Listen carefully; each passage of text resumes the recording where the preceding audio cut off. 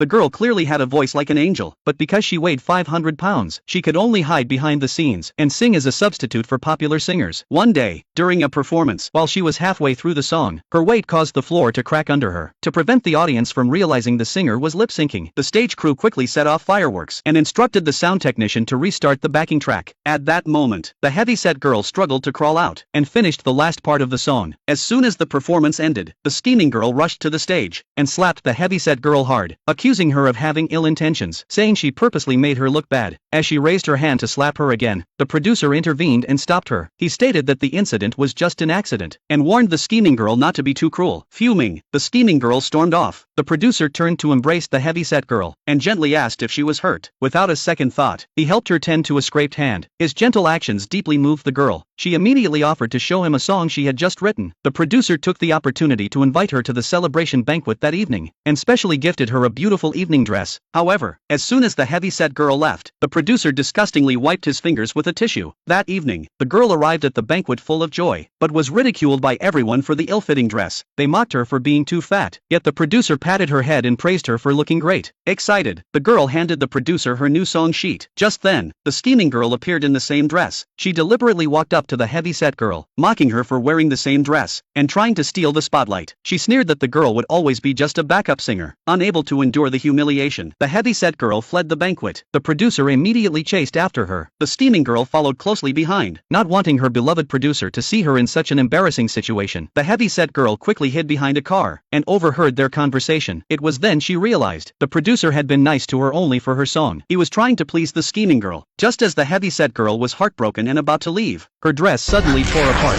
When things were about to be exposed, the producer no longer pretended. He angrily scolded her for not knowing how to appreciate his kindness. If it weren't for his discerning eye, she'd still be singing at a bar. Furious, the heavyset girl tried to reclaim her original song, but the scheming girl shamelessly claimed the song's copyright had already been transferred to her. Angered, the heavyset girl threatened to expose both of them, but to cover up their lies, the producer pushed her off a cliff. Little did they know, the girl didn't die, but her face was horribly disfigured from the fall. The scheming girl, in order to hide the lip-syncing secret, lied that she had suffered an accident and damaged her voice. Watching the two of them walk away unscathed, the heavyset girl's hatred burned fiercely within her. To take revenge on the scumbag producer and the scheming girl, she underwent a life-threatening full-face reconstructive surgery and trained 24 hours a day. Finally, she lost the weight she had always wanted. Just then, the scheming girl announced her comeback. She would be entering a singing competition. The girl knew her chance had arrived. To cover up her lip-syncing secret, the producer searched for a backup singer, but due to the girl's unique voice, he could never find anyone who sounded similar. At that moment, the transformed girl showed up to audition.